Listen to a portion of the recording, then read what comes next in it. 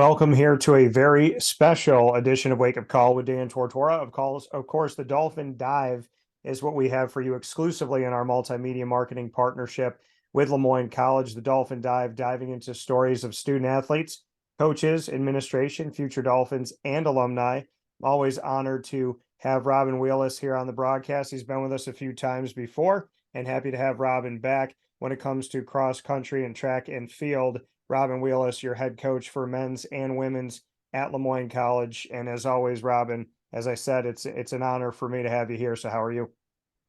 Wonderful, wonderful. I'm excited to talk about this.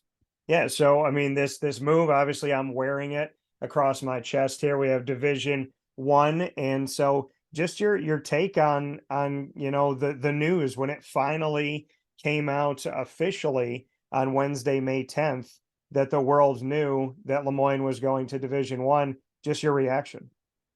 No, it's very excited. We've been wondering if it's going to happen for over a year now. And it's the sort of thing where it's a little frightening to take that big step into the deep water. Yeah. But Division 2 wasn't an easy place to compete either. So I think the very good competition there, but going into Division 1, that raises the game to another level. And I'm hoping that that really transfers to a lot of changes in our program as far as where we're competing, who's coming to run for us, and possibly facilities in the future. Yeah, and you look at that, and I want to go with what you just said. Facilities, as you look at Division 1, some of the things that were already put in place by athletics director Bob Beretta, that him and I spoke about for a while now before the decision was even close about Division 1, and that was putting a press box at softball, improving some things with the baseball field, putting concessions over at Ted Grant Field. So when you talk about facilities and whatnot, what are you in hopes for when it comes to the cross country track and field world? What would you like to see, or anything that's maybe been brought up? Well, I know for quite a while now the school's talked about adding a track. I don't expect that to happen this year, but I hope they discuss it a lot more and a lot more seriously. I think it would be a game changer for us. I think it's the sort of thing when you look at the really good programs, they're able to host the championships here on campus, show off to your fellow students what you do all day. So I think that piece of it's important. It's also a great centerpiece for the community. But I think it would help raise our level by being able to practice more. But like I said, that doesn't happen overnight, and I don't expect it to. For those that don't know the scenario for track wise for you, just to share with everybody where you have to practice and kind of what your day-to-day is without having a track on campus. Well, during the indoor track season, we'll rent facilities up at the SRC arena at Onondaga Community College. Yeah. So it's a tight situation, and it's usually not ideal hours. And the kids make it work. I'm very happy with them about that. But it would be nice to be someplace a little closer to home. For outdoor track, we rent facilities with Syracuse University at the Skytop facility. And it's an excellent facility, but again, we're getting it twice a week. And there's times we'll have other people there. It'd be nice to be able to break our groups up a little bit. We make it work, and that's a great facility to have for us. But having something a little closer would be nice as well. That coming here from Robin Wheeless, head cross country and track and field coach here at LeMoyne College for the men's and women's side of things.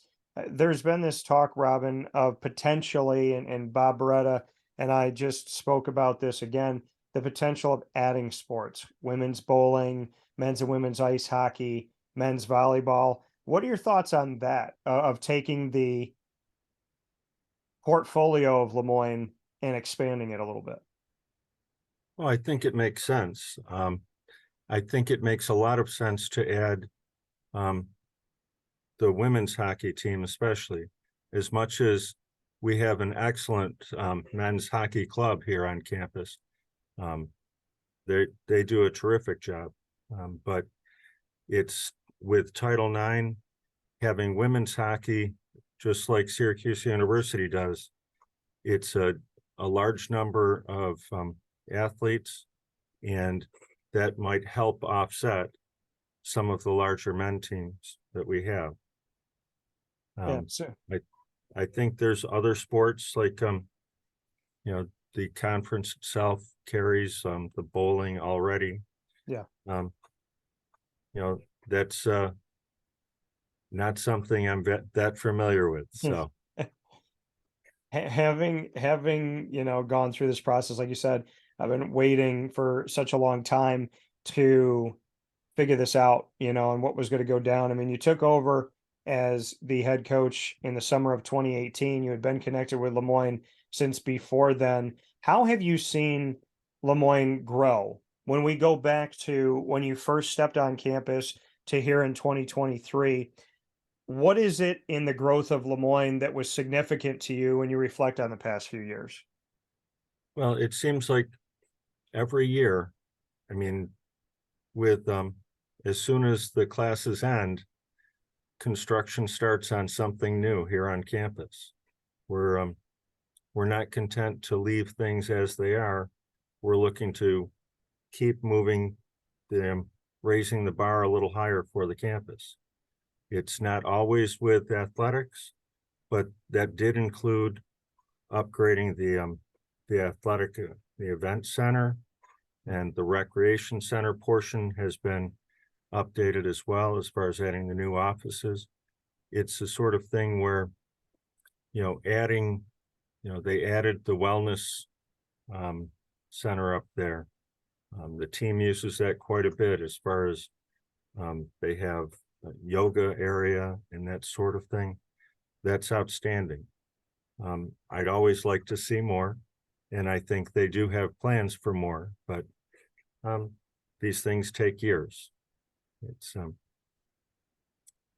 So, as you've gone through these years at LeMoyne, could you see that this could be a potential Division I school? Was that on your mind before it was brought up? Was it ever something that kind of just was a thought of yours, or did it become a thought once there was this open discussion about it publicly?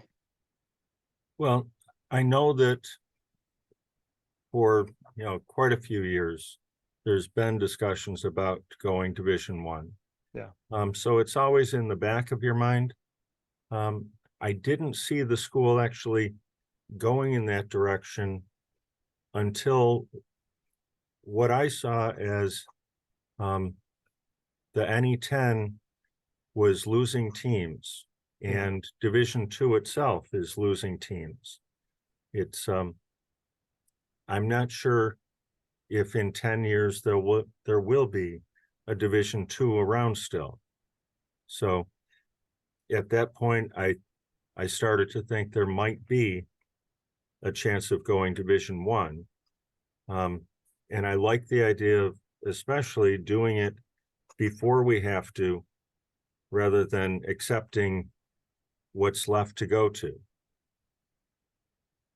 Yeah, and I think that's a great point that you brought up, where people have asked me, being so close to this, and with Dr. Linda Lemura, the president, and athletics director Bob Beretta, letting me have this, open door and to be very candid about the entire process, and to be able to, be the first to share it with the community and publicly kind of let people get a view into it.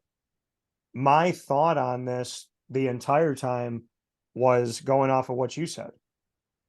I would rather LeMoyne have the opportunity to make a decision of staying D2 or going D1 than to have just the decision forced upon them, thrust upon them.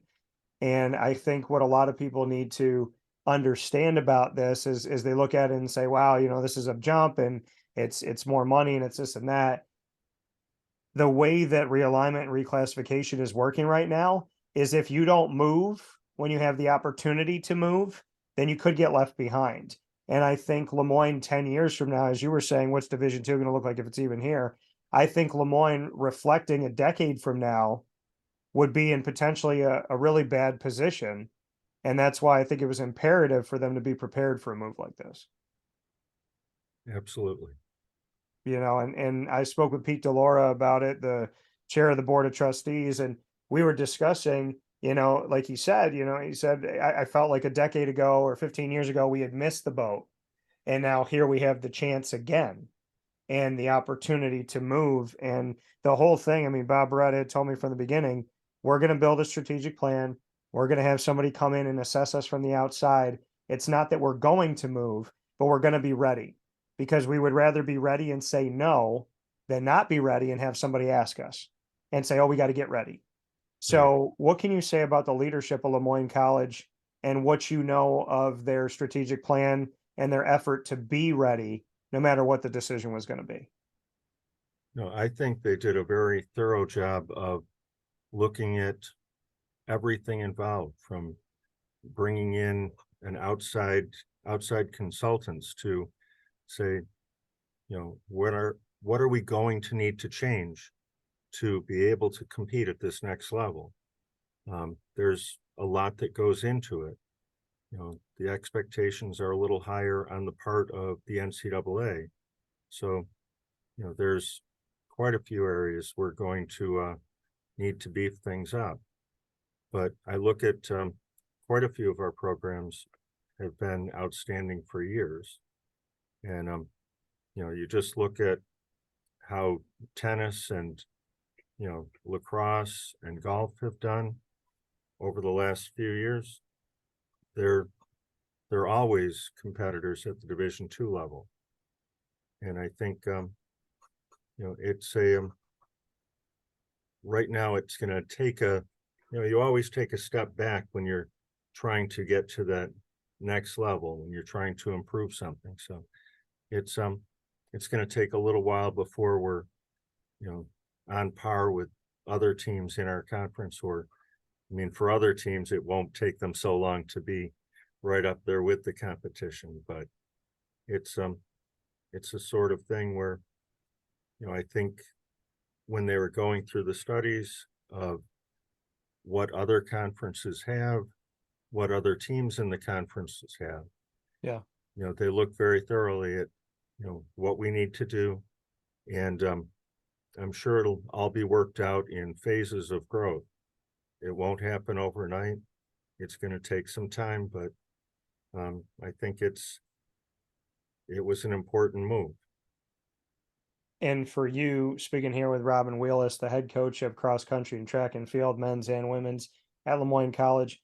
Robin, how much do you know about the NEC, the conference that LeMoyne is moving into, the Northeast Conference, as of July 1st of 2023? How much do you know about the conference, and what can you say about the level of competition when you look at cross country and track and field? Well, I won't claim to be up to speed completely yet, but Merrimack and Stonehill are both in the conference. Yeah. Stonehill was a competitor of ours last year. They came in their first year competing at going from being one of the top teams perennially at in the NE10 for cross country, and the women came down to a tiebreaker in the cross country championship in the NEC. So in many ways, for track and cross country, it's a very similar conference as far as the skill level. Yeah. They're a little heavier on the sprint side than we were. There's our jumps will be very competitive. It's it's a sort of thing where we'll still have to fight to get up to that level, but I think the conference itself is a good conference and a good fit for us.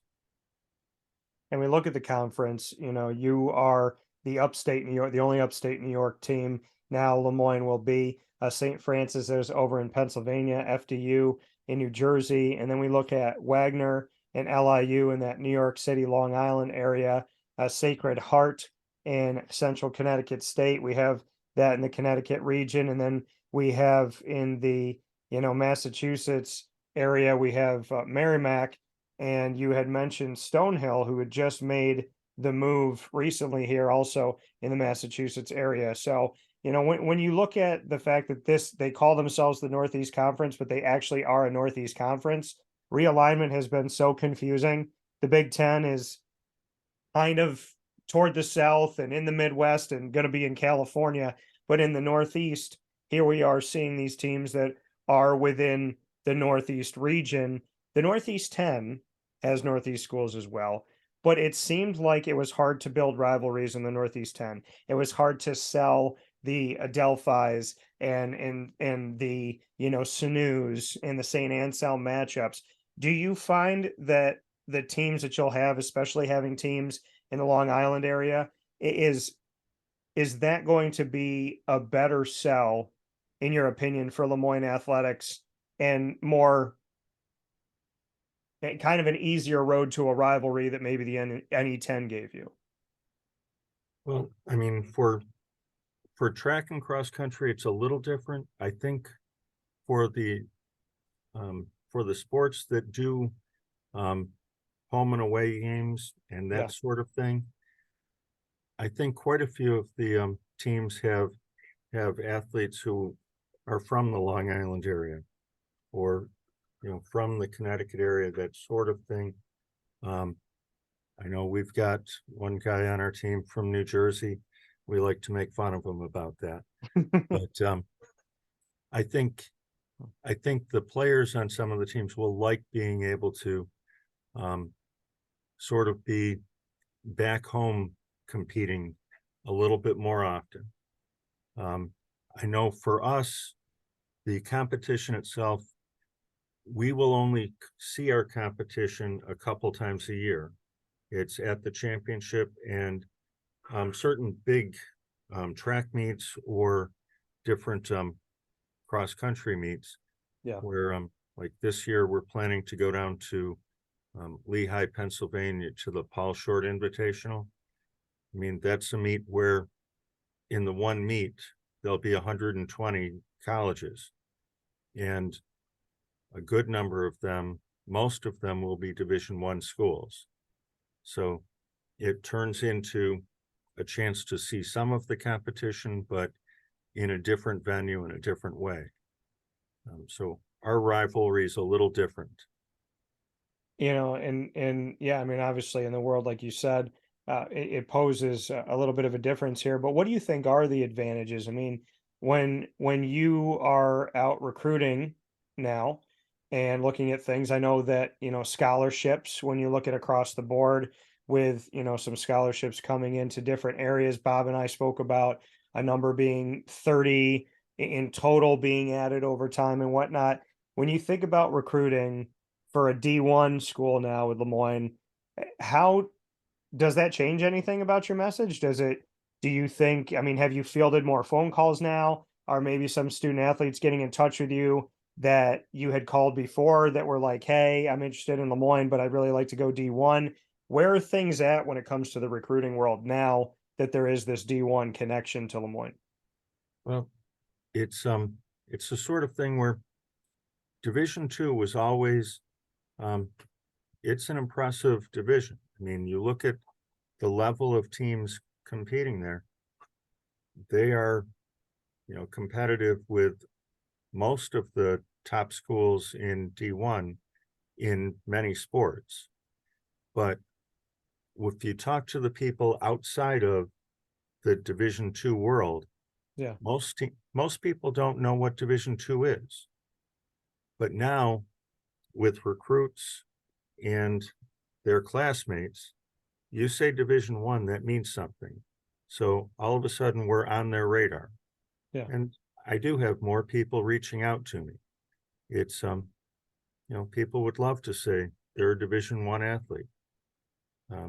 So that part of it has really helped me out a lot. I think, it's going to take a year before those kids get on campus, but it's, I think it's really going to help bring in kids. And as far as the public, I think it's going to open their eyes too, to what we have here. So, We look at the staffing side of things here with Robin Wheeless, the head men's and women's cross country and track and field coach at LeMoyne College in this edition of Dolphin Dive. There are only two full-time assistant coaches across the board right now at LeMoyne. There's one on the men's basketball staff, one on the women's basketball staff. As staffing increases, what are you looking forward to, and what are your thoughts on that side of it, of having more of a staff, full-time paid assistant? And so, I mean, what does this do for cross country and track as you go to LeMoyne, moving to D1, and you see this transition, and knowing that there has to be certain things met when it comes to the staffing side of things? There's certain requirements now, which is going to benefit you and hopefully benefit your student athletes, and having somebody there that is a full-time person. well, I'm not going to lie to you. I would love to have more staff. It's, if you look at other teams in our conference, several of the teams have a head coach, an associate head coach, and 2 or 3 assistants, plus their grad assistants. Yeah. I don't expect to ever have that. But when you're coaching track and field, there's 20 events.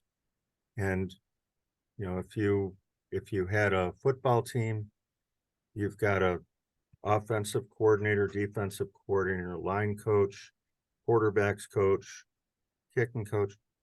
A lot of schools they'll have a throws coach, a jumps coach, sprints and hurdles, distance. And if you do pole vaults, that's a separate coach altogether. Yeah. But, so one of the things that's challenging without more coaches is trying to find time to work with each group individually. So, having another assistant coach would be huge. The more, the better. Yeah. And I think that that's a big part of it, because like you said, it's going to increase the student athlete experience, not just help you out, but it's going to allow them to really hone their skills. And I mean, do you feel like even with the student athletes you currently have on the roster, that you could see them excel maybe a little bit faster if you had somebody else there? Oh, absolutely. It's having a set of eyes on them, more often, where you're making sure the little things happen right, mistakes aren't made. Not being able to see, every one of the throws or every one of the jumps. That's an opportunity lost to correct mistakes. So it's, I definitely think it would help a great deal to have more time for one-on-one, or even just one coach with an individual group. Your student athletes and you overnight became Division I student athletes and coach. How did they take it, being Division II student athletes and then finding out they're Division I student athletes that are currently on the roster? And how did you take it of becoming a Division I head coach? I think quite a few of the kids on the team, I don't want to say this in a negative way, but they were like, oh my God, I'm going to have to go against, Division I athletes who are going to the Olympic trials and that sort of thing. It's, it was a little bit to get their head wrapped around that, this is the level of competition. But not every conference is going to have that level of competition. Right. Most of the kids were excited about the idea of saying, this is going to be really cool. It's going to be a little bit more of a little bit more travel, because the competition we need to go against, as far as competing with Division I teams, that's going to require a little bit more travel. It's I don't want it to take away too much from the academics, but it's something that they enjoy most of the time. When it gets to be too much, or when it's happening close to finals, things get a little stressed, but in general, they're looking forward to that and competing against another level of competition. So that part, they're excited about, and I'm excited about. I'm looking forward to seeing our kids with a little more coaching. We'll probably have a situation where we might need to take some of the team to one meet and other members of the team to another meet. Just the level of competition that we can go after is it's a lot more accessible to us now. So that part I'm very excited about. I want to be able to give the students a better experience. Well, and you've coached at the NJCAA ranks for junior college and Division II at LeMoyne, now Division I. So did you ever see this? I mean, going from JUCO to D2 to D1, was this ever a vision? Did you ever think you would be a Division I head coach? I mean, how are you? I know you said you want to improve the experience for the student athletes, but how are you seeing the evolution of your career? Well, I don't know that I ever saw myself going Division I. I will say, when I came to LeMoyne, I said, this is where I want to be for the rest of my career. I love it here at LeMoyne. I think we've got a great group of kids.